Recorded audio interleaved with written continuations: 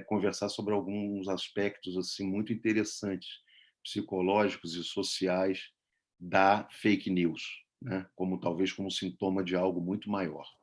Eu vou passar, as pessoas vão entrando. Queria dizer a todos que é um prazer de vê-los aqui, com esse isolamento social muito bom. A gente nasceu para se comunicar, para estar em contato com os outros.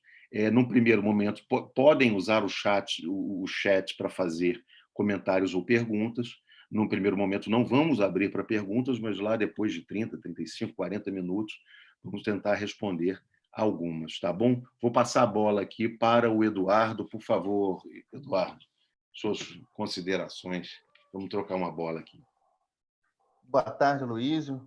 Boa tarde a todos. Espero que estejam me ouvindo bem. O Aloysio já fez questão de nos apresentar. Eu sou Eduardo Matoso, advogado do escritório do Mives Sintra, e além da formação como advogado, tenho formação em ciências sociais, que eu acho que pode nos auxiliar um pouco nesse debate multifacetado, multifocal, que é o tema da fake news, ou das notícias fraudulentas ou notícias falsas.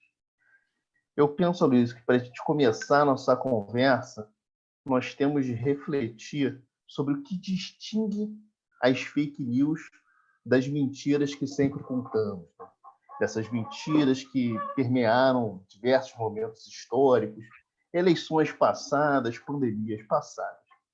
Hoje, com estudos da história evolucionista, nós sabemos que a criação de uma ordem imaginária, de uma mentira coletiva, foi essencial, né, para a cooperação recíproca e para o próprio desenvolvimento da espécie humana.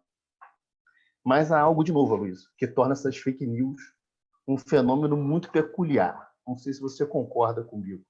Olha, diferença, você tem a diferença do clima, de um clima, de um sereno de pós-verdade. Você tem um solo de uma big data. Você tem um robô, você tem uma escala geométrica jamais vista na propagação de mentiras. Então, o dano, a força é maior, o comunicacional é maior, o dano é maior.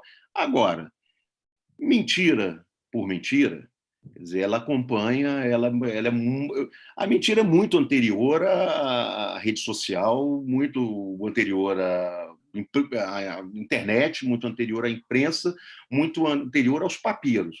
Então, a gente volta, por exemplo, se a gente pega um cenário eleitoral da década de 80 e 90,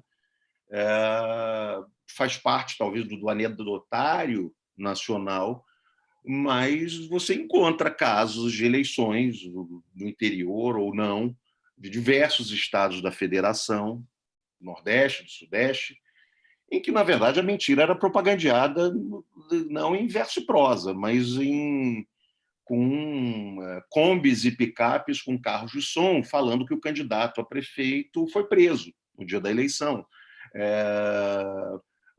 Rádios clandestinas ou não clandestinas propagandeando também que o candidato A, B ou C tinha sido pego na porta de casa com uma mala de 3 milhões de dólares.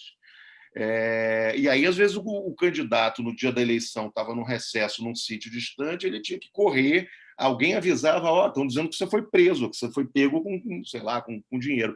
E o candidato ia lá, tinha que passar pelo centro da cidade, ser visto para tentar infirmar a afirmação de que ele tinha sido preso. A gente tem, ou coisas mais loucas, de que o candidato tal tem um pacto lá com Beelzebub, com Cramunhão. Então, quer dizer, mentira por mentira, ela sempre existiu, inclusive da imprensa. O problema é que essa coisa acompanha a história do homem, da humanidade, da confusão entre fato e valor, de um valor, ou na verdade de um interesse travestido de fato. E aí você volta para a Roma Antiga, que deu tantos institutos de direito interessantes e vivos até hoje, especialmente no direito civil. Na Roma Antiga você tinha talvez quem teria feito hoje a regra de ouro da fake news, que é acusar os outros de estarem fazendo fake news, de conspirar, mas antes acusando os outros de estarem conspirando, que é o Catilina. o Catilina na República, numa crise, num período de crise da República Romana, antes da República cair, o Catilina colocava mentiras na boca dos outros, acusava os outros de estarem conspirando quando ele não fazia outra coisa. E aí, dessa indignação, e essa indignação é muito perigosa, porque na indignação a gente age de uma forma muito reativa, muito impulsiva. Isso lá na frente a gente vai comentar, ocorreu com o Brexit, segundo algumas pesquisas, mas o Cícero, em algum momento, indignado com a postura incessante do Catilina, e isso pode ser trazido com um grão de sal, guardadas as devidas proporções para o Brasil de hoje, o discurso do Cícero no Senado: o Catilina, até quando, o Catilina, abusarás da nossa paciência? Por quanto tempo ainda há de zombar de nós essa tua loucura? A que extremo se há de precipitar a tua audácia sem freio? Não sentes que os teus planos estão agora à vista de todos? Quem dentre nós pensas tu que ignora o que fizestes na noite passada e na antecedente? Em que lugar estiveste, a quem convocaste, que deliberações foram as tuas? Ó têmpora, ó mores. Então, assim, mentira por mentira, Eduardo, quer dizer, isso sempre existiu.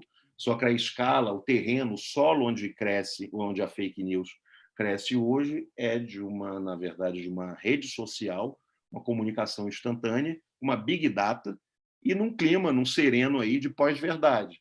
E que pós-verdade é essa?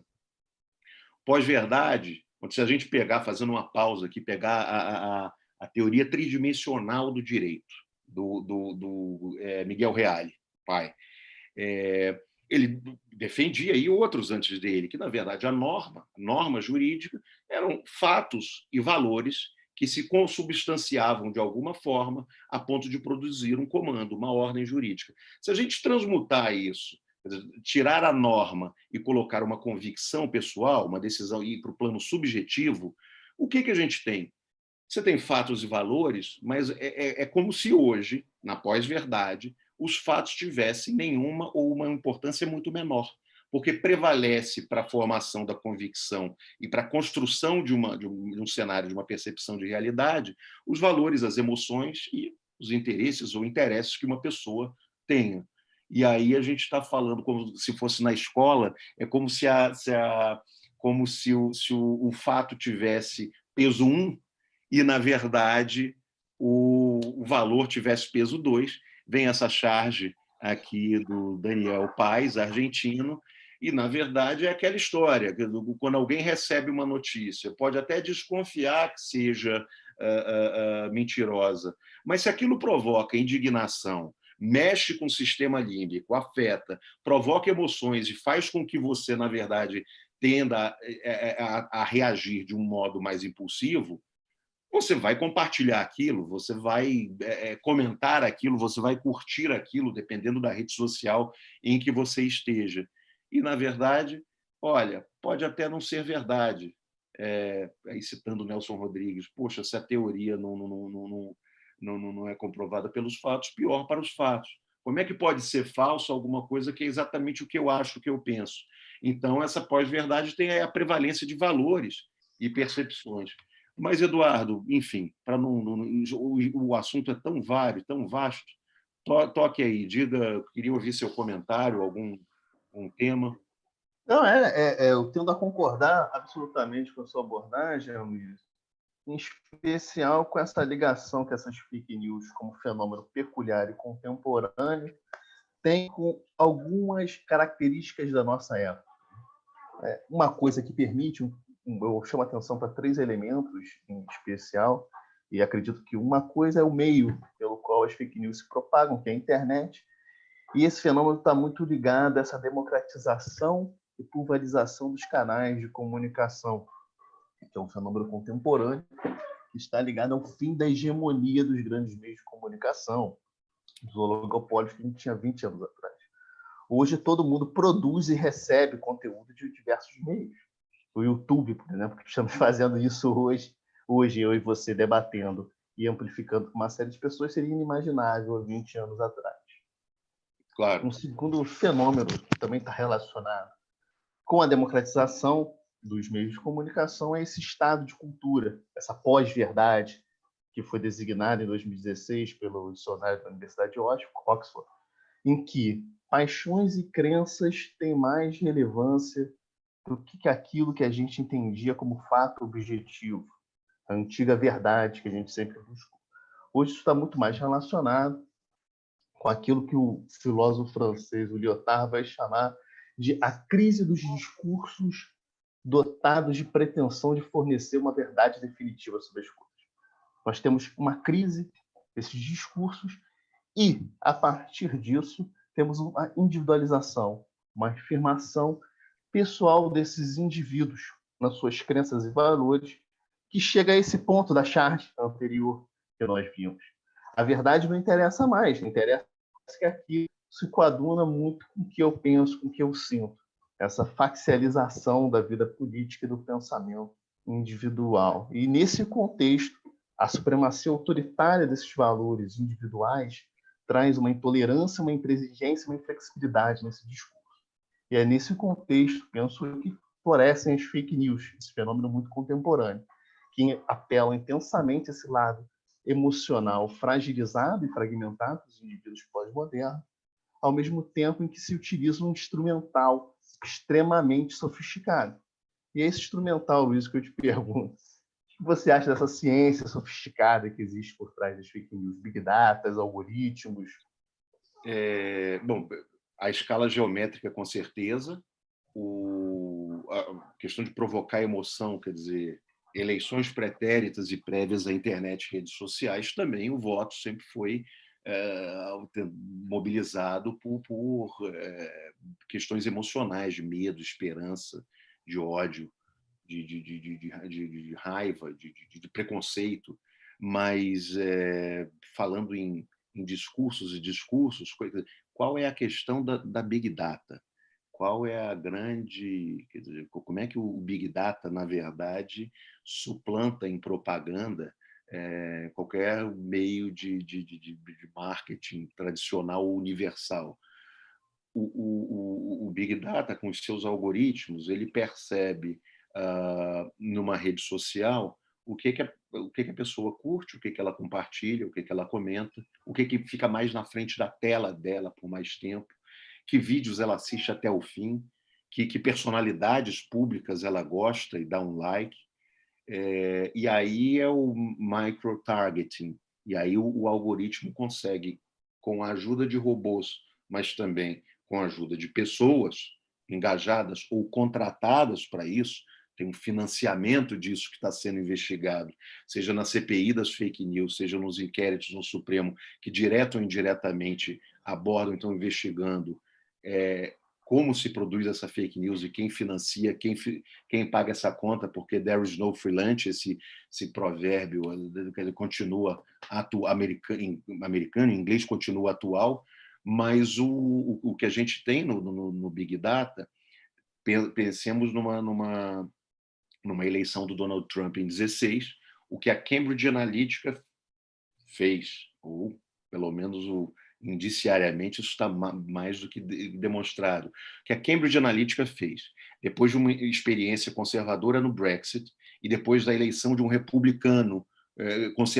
conservador no estado do norte dos Estados Unidos, ela, com esse background, se lançou a ajudar o Donald Trump. E aí a propaganda ela era muito seletiva, ela pegava no calo, pegava na emoção, no ponto fraco, ali no giro do símbolo, no hipotálamo, no sistema límbico, tremendo, porque se a pessoa tinha uma questão religiosa mais despontada, aquela pessoa recebia vídeos do candidato promovido defendendo exatamente aqueles valores, com música, com emoção, com vídeos, com textos de impacto emocional, com adjetivos fortes.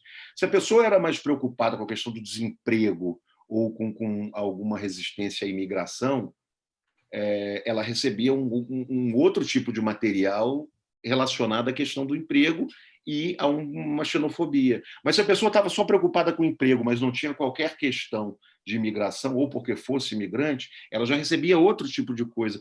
E por aí vai, por valores, ou preferências, ou por costumes, ou por experiências.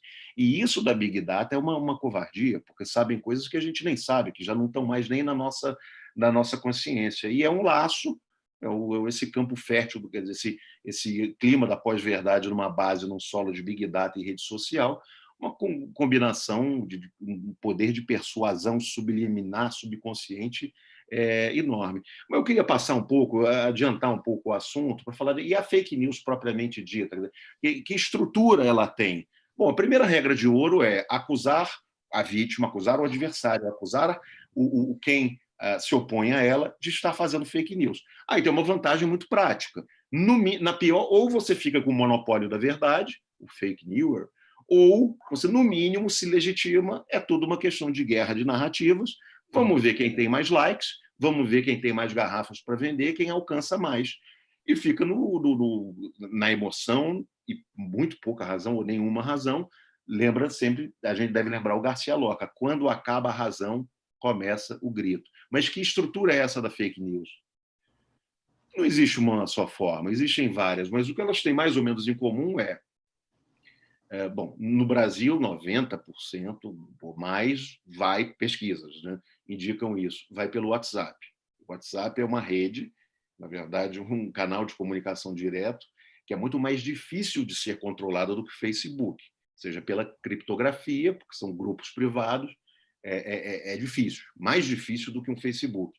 Mas, pensando na estrutura da fake news, bom, apelo emocional, sensacionalista, você tem ausência de fontes completa, ou fontes absolutamente desconhecidas, ou falsificação de fontes conhecidas, Folha de São Paulo, Folha de Paulo, mas você tem algumas estruturas, algumas fake news que são sofisticadíssimas. Por exemplo, tem um aplicativo chamado CloneZone, com o qual você consegue imitar a diagramação, por exemplo, de um The Guardian, de um New York Times. E falando um exemplo, saindo da política, da questão eleitoral, da democracia, vamos para o mercado de capitais. Em 2015, um site fake da Bloomberg anunciava, comunicava que o Google estava considerando comprar o Twitter. Isso viralizou, as ações do Twitter subiram sensivelmente, 7%, 8% em minutos. Pode-se supor, com razoabilidade, que algumas pessoas, cientes ou não, ganharam dinheiro com isso, fizeram uma operação de day trade.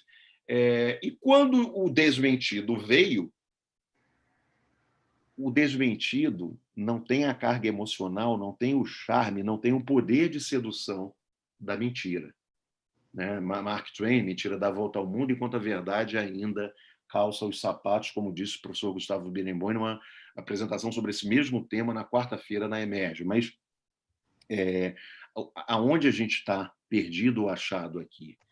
Você tem, na verdade, uma situação em que você utiliza uma estrutura de um New York Times, por exemplo, para fazer uma fake news. Isso é relatado também ali pelos anos de 2012, 2015. E como é que você percebe? Quando você vai perceber que aquela edição do New York Times, com a diagramação completa, com links em que você aperta e te remetem ao New York Times verdadeiro, mas com aquela página, com aquele conteúdo falso, como é que você faz? Na hora que você vai desmentir, com uma fact-checking, ela não tem a força, ela não não se torna tão viral quanto a mentira, primeiro. E esse é um problema, umas limitações das fact-checkings, que é uma solução, é um paliativo, mas não é uma bala de prata contra fake news. E, enfim, queria só mencionar uma outra do New York Times, na verdade, é um exemplo de um ex-diretor do Bill Keller. Aparentemente, o New York Times estava criticando o Wikileaks, e, na verdade, aparece o Bill Keller mudando de assunto, falando: eu falei muito mal, mas agora eu não penso assim. E ele começa a apoiar o Wikileaks. Isso foi publicado no sábado, em 2015, na segunda houve o desmentido, mas até aí a misinformation já tá calculada, já está concretizada. Diga, Eduardo, o que você... Não, você... esse ponto é bem interessante, até que você estava falando um momentinho atrás, que é da relação das fake news com a emoção. Né?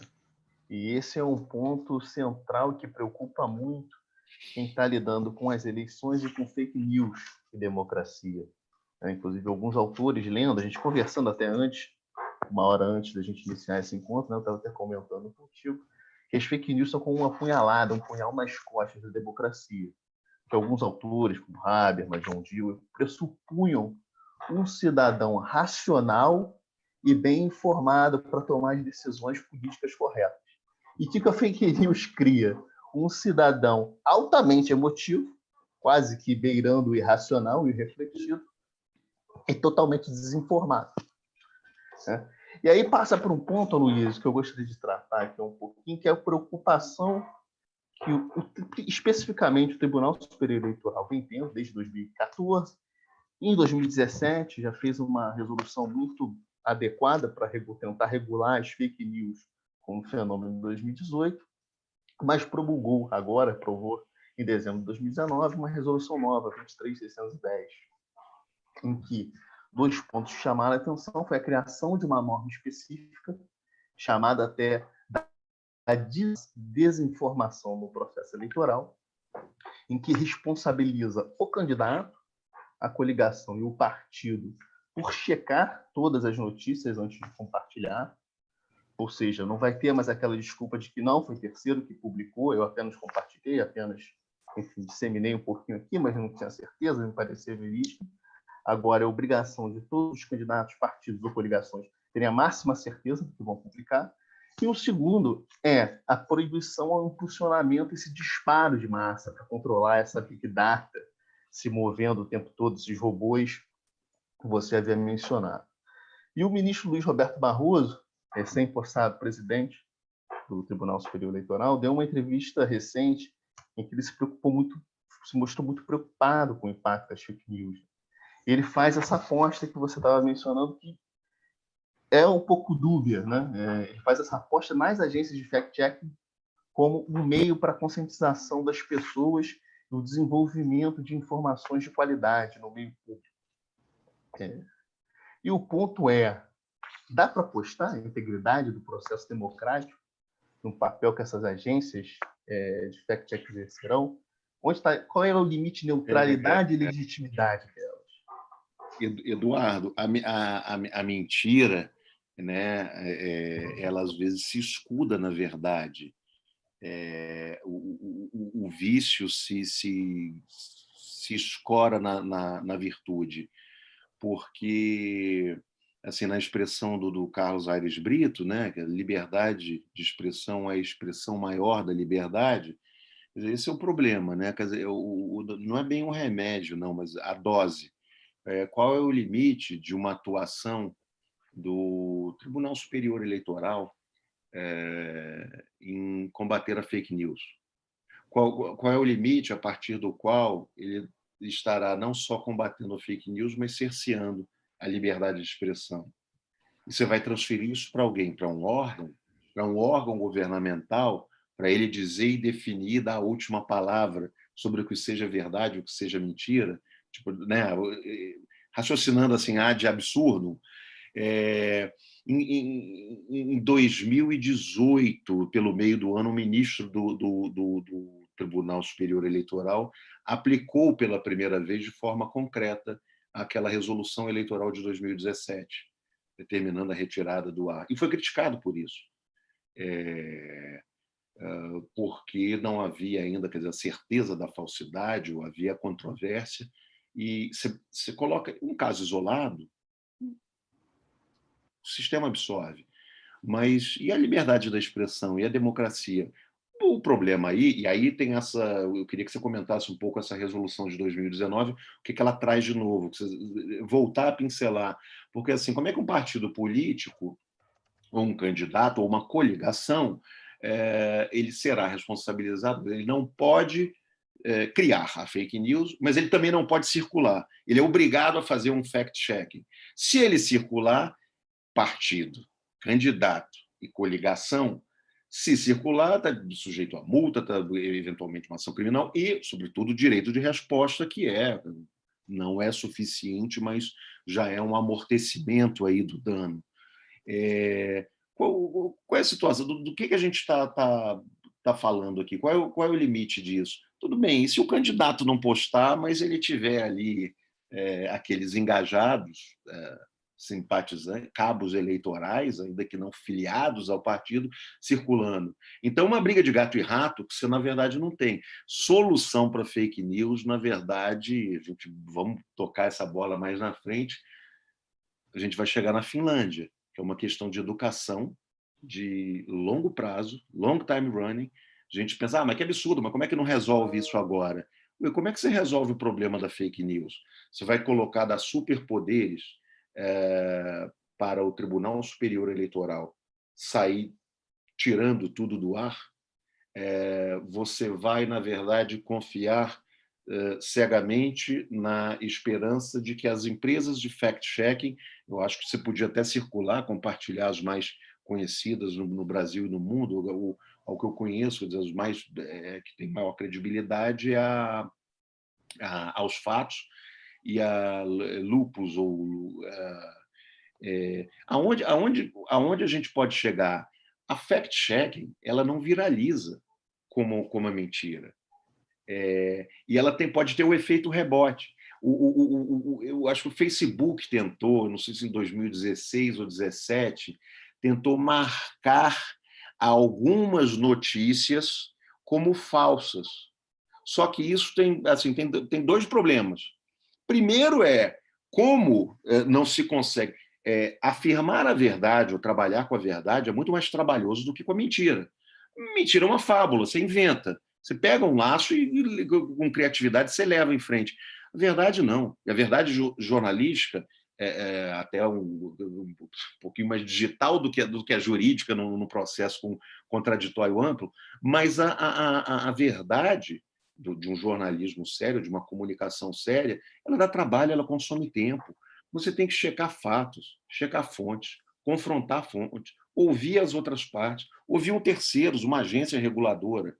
E aí, quando ela, na verdade, consegue esclarecer, quem disse que esse fact-checking vai circular e viralizar, talvez esse seja um desafio, como fazer a verdade viralizar, como trabalhar isso, é o que a longo prazo com educação, ou é com robô também?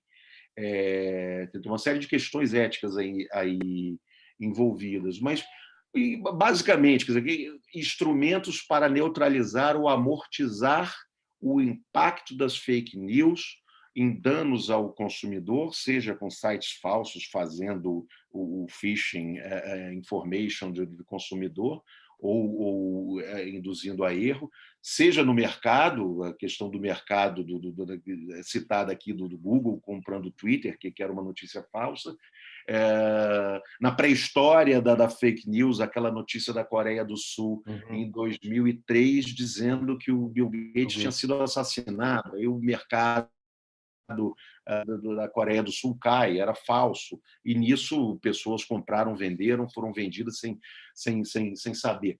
Mas vamos citar 4 aqui, talvez 5. Quer dizer, como neutralizar a fake news? Primeira, bom, Tribunal Superior Eleitoral.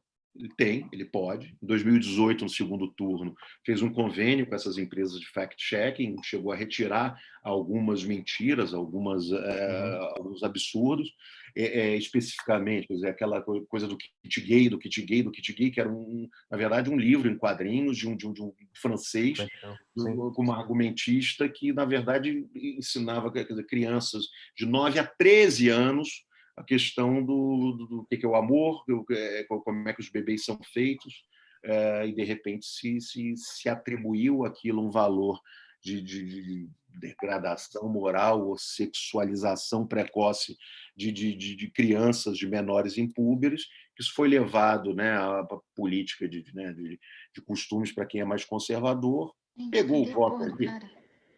E tem ainda aquela notícia do não, que o Haddad declara que é o Estado que decide quem é menina e quem é menino. Bom, aí a gente segue adiante nessa história, mas além da check-ins, mas elas não têm. E tem um efeito rebote. Às vezes a pessoa que está tão agarrada a um valor, a uma verdade, ela o que que ela pega um esclarecimento, apenas lembra apenas lembra da verdade que ela quer acreditar, ou racionalmente, calma, verdade. Só que a esse tempo ela já circulou e compartilhou e curtiu aquela mensagem para 4 grupos e mais 15 pessoas, dificilmente ela vai reparar individualmente, né, pensando no cidadão, e vai comunicar: oh, aquilo é mentira. Mas o mais perigoso não é a notícia falsa que já foi, é o quanto a primeira impressão falsa continua, o quanto a notícia falsa ela continua marcando e processando informações e deliberações sublineares, subconscientes na pessoa, para uma trama de conceitos e decisões que ela vai fazer em temas correlatos. Uma vez impregnada a mentira, o esclarecimento da verdade não é o bastante. Aí é outra coisa, bom, o que as escolas podem fazer? E aí a gente entra na Finlândia, solução de educação. Ah, mas educação é educação. Se a gente pensa em contratos de concessão de uma rodovia, de uma transmissão de energia elétrica de 25 anos, contratos longevos da indústria do petróleo, da energia, como você não vai pensar a educação num longo prazo? Como você não vai pensar a educação em 25, 30 anos? A Finlândia, numa pesquisa, quer dizer, está entre entre 35 países da Europa, foi a melhor colocada numa prevenção e num grau de conscientização dos seus jovens e adultos sobre a fake news e como desenvolver um pensamento crítico. A Finlândia, acho que desde 2016, ela colocou no currículo primário das crianças um pensamento crítico e uma reflexão sobre informações falsas.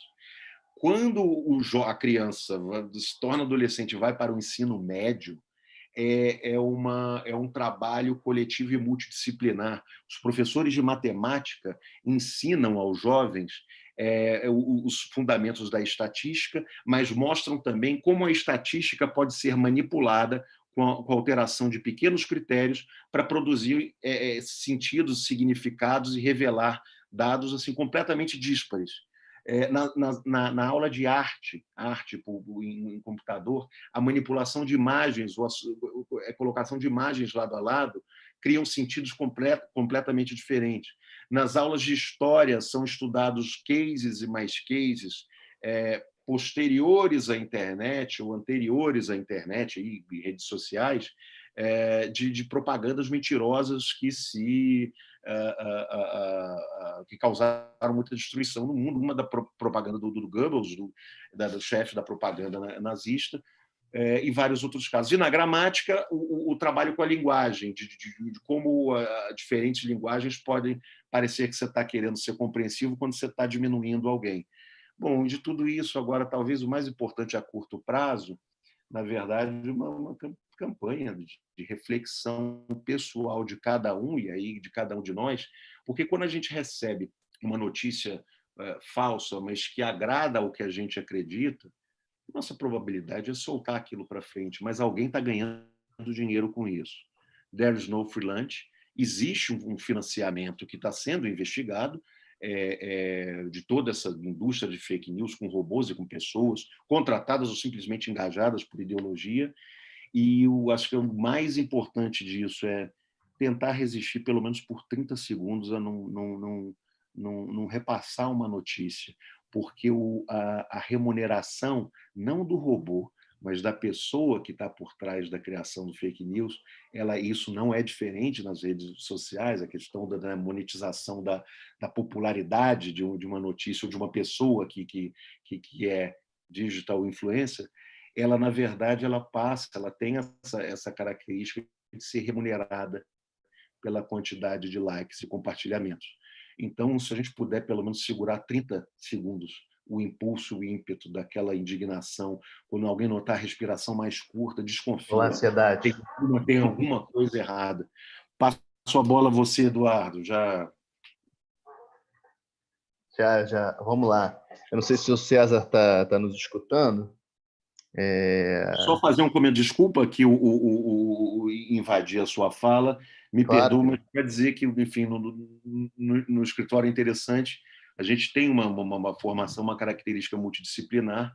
O César vai se apresentar, mas quer dizer, aqui tem um background de psicologia, o Eduardo em ciências sociais. E César, bola com você, por favor.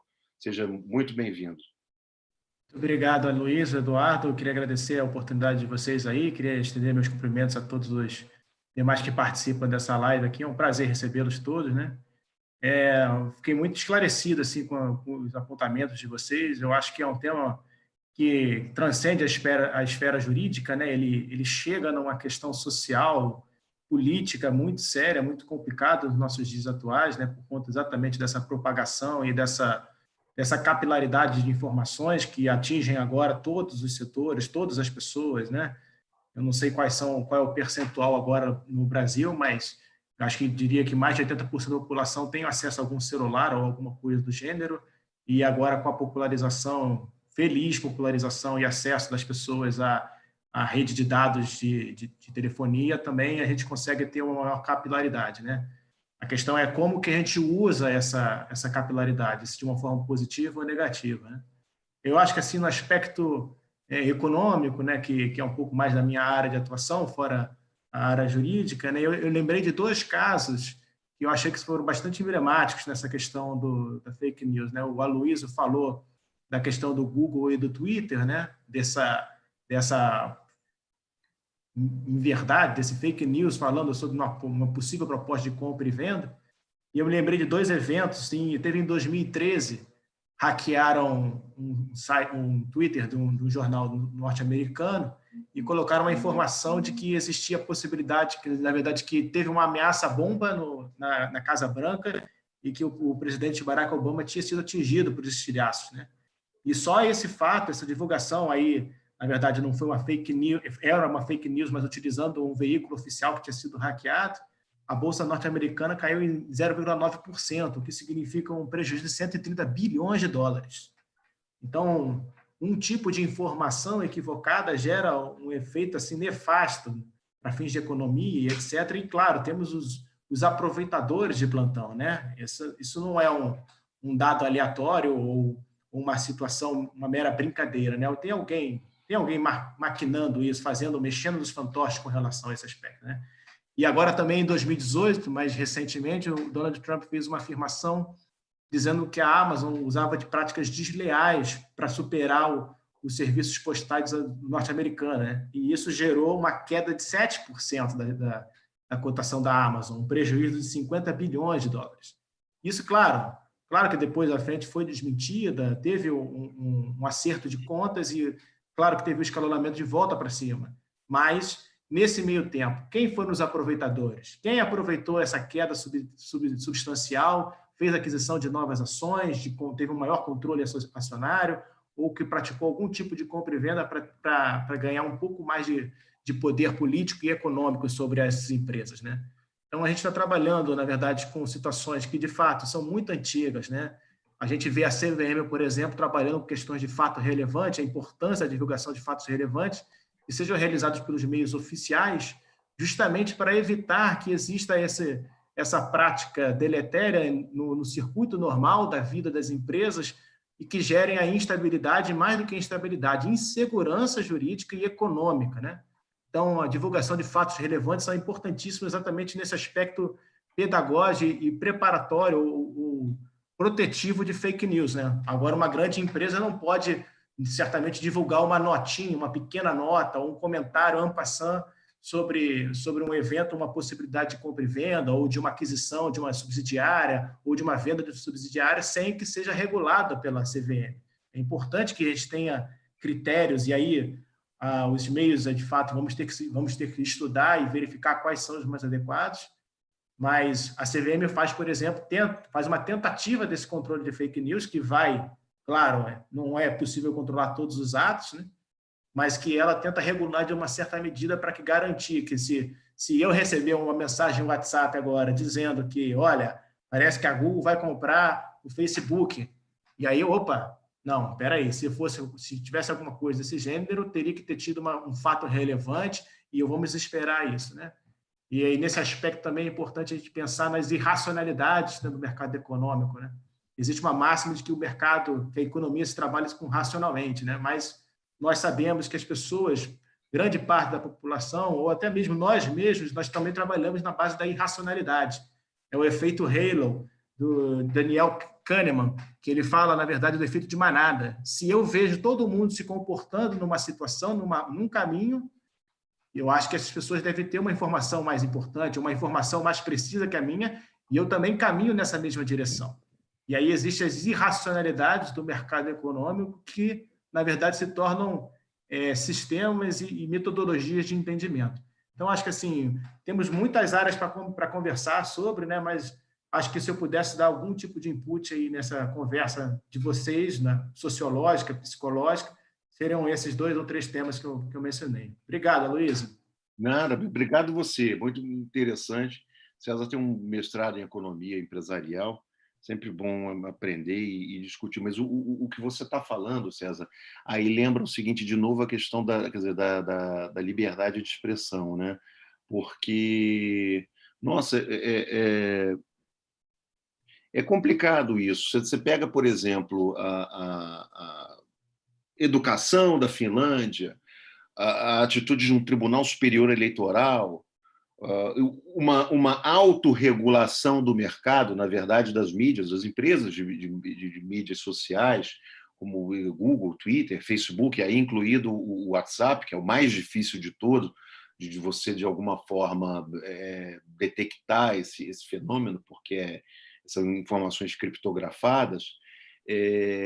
A grande questão, eu acho que tem que ter um ponto delicado aí, que todas essas redes sociais, essas empresas, vamos tirar o cenário da fake news, mas você acompanha ao longo ali da década dos anos 2000 diversas ações tentando responsabilizar, por exemplo, estas empresas, porque uma informação falsa, caluniosa, porque provocou danos, maculou a honra de alguém, ou verdadeira, pertinente, mas, enfim, a pessoa pleiteando direito ao esquecimento.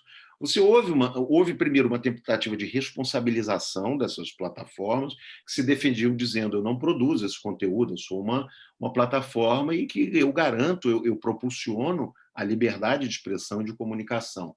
Aí teve um segundo passo, que é aquilo: eu quero que você tire do ar qualquer menção.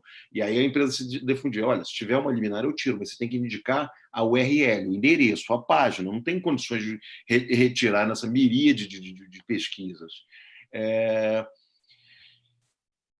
Quando entrou em cenário a fake news, e aí você tem a liberdade de expressão tendo que ser protegida, e ao ser protegida, você, na verdade, impede um combate aberto, franco, né? O Império Romano, com lança, espada com espada, contra a fake news.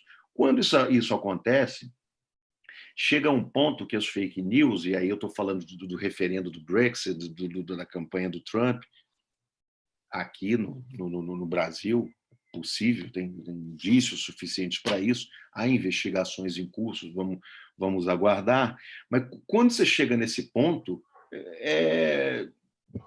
você, na verdade, fica perplexo, porque qual é a solução? Eu tenho que proteger a liberdade de expressão maior da liberdade. Mas e se a democracia está indo em jogo? A democracia que fundamenta a liberdade da expressão ou é a liberdade da expressão que fundamenta a democracia? E aí você vê uma mudança de postura, não só no Brasil, dessas mesmas empresas.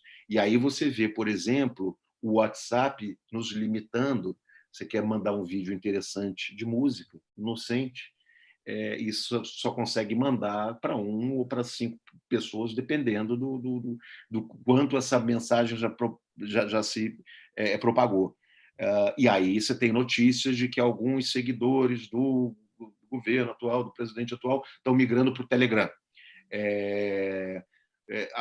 Então, essa democracia, o ajuste fino é preciso. E aí, na verdade, você tem a consciência pessoal de cada um, você tem a educação, você tem as fact-checkings, você tem que desenvolver uma forma da fact-checking viralizar, e aí você volta à educação, você volta à cooperação, e você tem a atuação do judiciário, que também não pode ser um apanágio a gente achar que o judiciário vai resolver os problemas da economia ou que vai eliminar da face da terra o fake news. Eu queria, na verdade, fazer aqui um comentário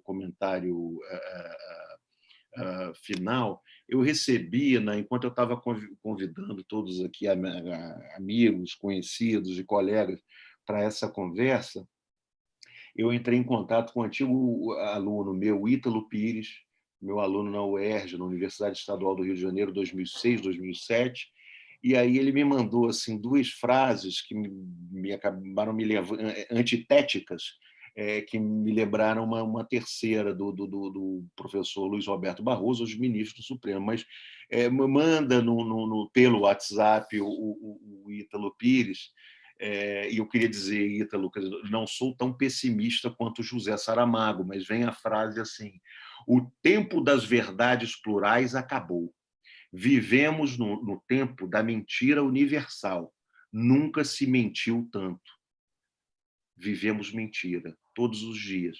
Aí eu prefiro a opção que o Ítalo me deu, do Émile Zola, que é a verdade está em marcha, nada deterá.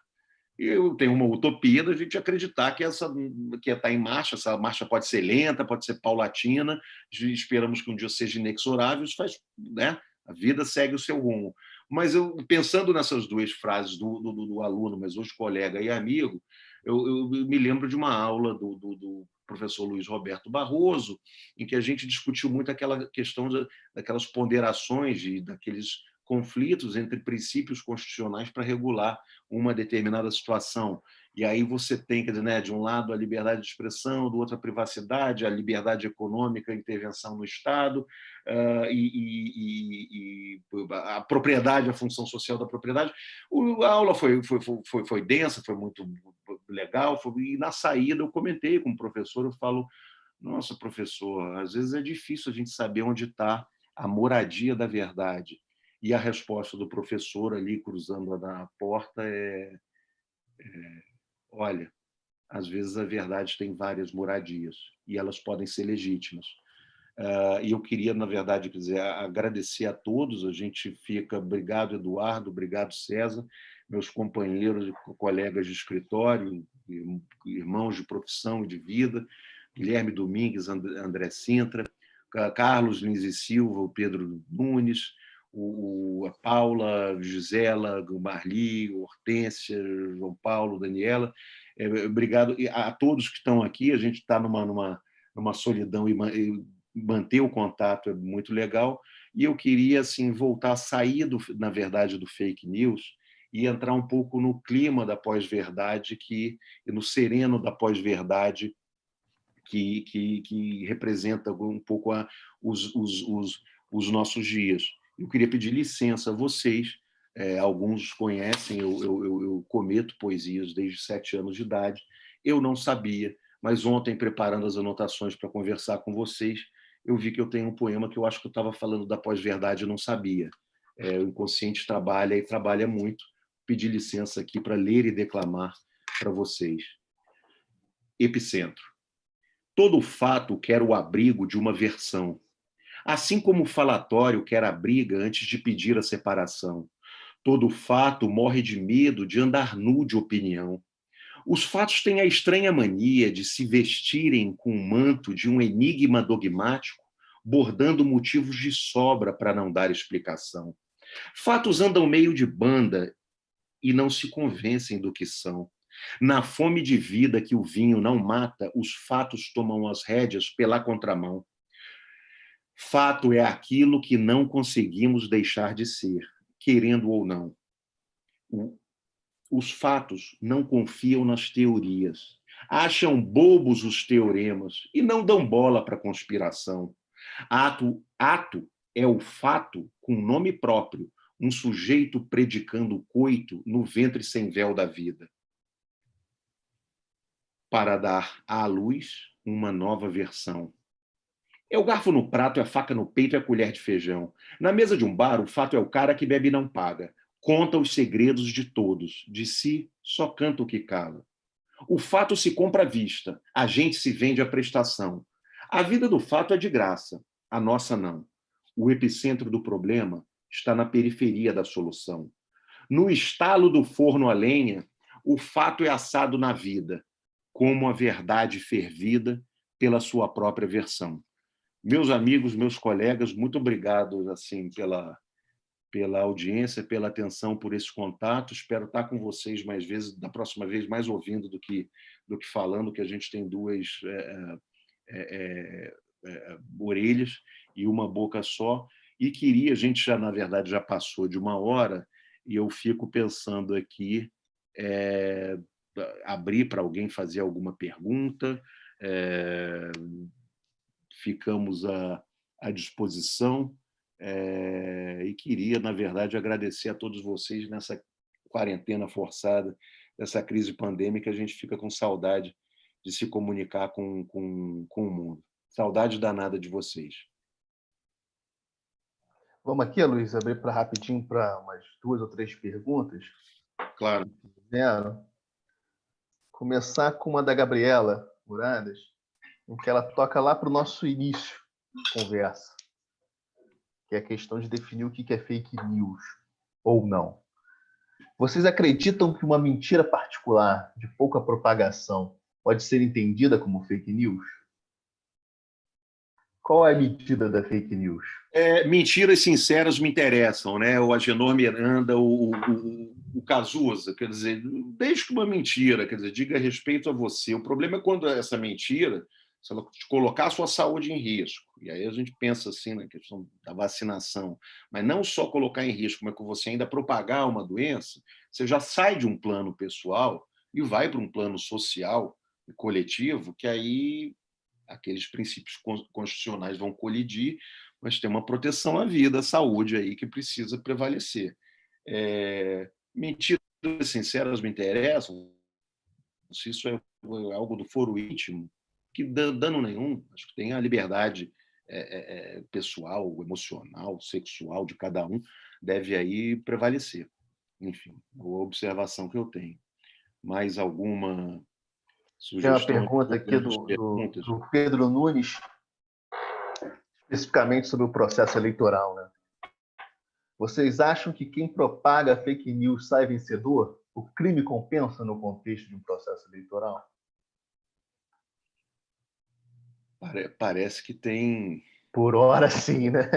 Por hora, sim, né? O sonho, a quimera, da verdade marcha, do Emílio Zola, esses instrumentos de fact-checking, de cooperação e responsabilidade das agências que se autorregularam, ou porque tomaram um puxão de orelha, ou porque perceberam que realmente o Mr. M estava indo longe demais. Mas eu fico imaginando assim, parece que tem compensado, mas a reação, isso é da história da humanidade. Aí a televisão, no jornal, não fez os abusos, a lei de imprensa existiu no Brasil, muito posterior à imprensa. Então, isso é um processo civilizatório cheio de idas e vindas. E volto a dizer, essa questão de fake news não dá para tomar e jogar pedra, ou botar na conta do robô, porque tem muito da natureza humana aí. Dos conflitos sociais da natureza humana, vem você tem também que levar em consideração, não, quer dizer, não só da natureza humana, mas tem algo da fake news que pode ser muito verdadeira, ela pode ser um sintoma, na verdade, de um questionamento, talvez, da democracia representativa, né? Como é que as decisões, como é que eu não sou ouvido? Como é que eu não tenho referendo, não tenho direito de opinar sobre as grandes decisões econômicas tomadas por uma dúzia de pessoas? Uhum. Isso é para levar em conta também, não é para só jogar pedra, não. Tem que entender o fake news como sintoma de algo maior.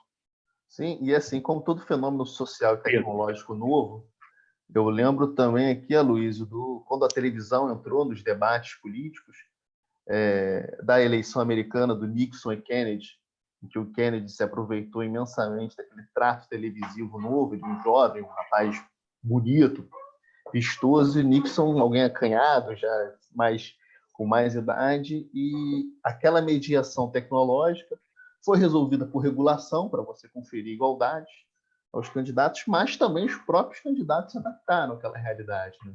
Você teve uma produção posterior de marqueteiros, maquiagem, enfim, é um problema novo que vai ser resolvido com o tempo ou não vai ser resolvido, mas, ao que tudo indica, nós somos seres adaptáveis. E falando desse, eu lia, nos preparando para essa nossa conversa, eu vi uma ideia de regulação muito interessante, que é a regulação de estímulo para os aplicativos para eles melhorarem os mecanismos de algoritmo, né? Para impedir essa Uma briga de gato e rato, né? Exatamente. Caço, provoco, tiro, vai, forma diferente de... processo civilizatório está aí, tem nesse quadrante também. Mais alguma coisa, acho que também Uma não última queria... pergunta do nosso André Sintra, para encerrar. Se a propagação de fake news cresce em progressão geométrica por meio de redes sociais e instrumentos tecnológicos, vocês não acham essencial medidas severas para que essas plataformas de fato coíbam, na medida do que lhes for possível, as fake news? Elas vão... Não, que elas têm que se autorregular e que elas têm que combater, sim.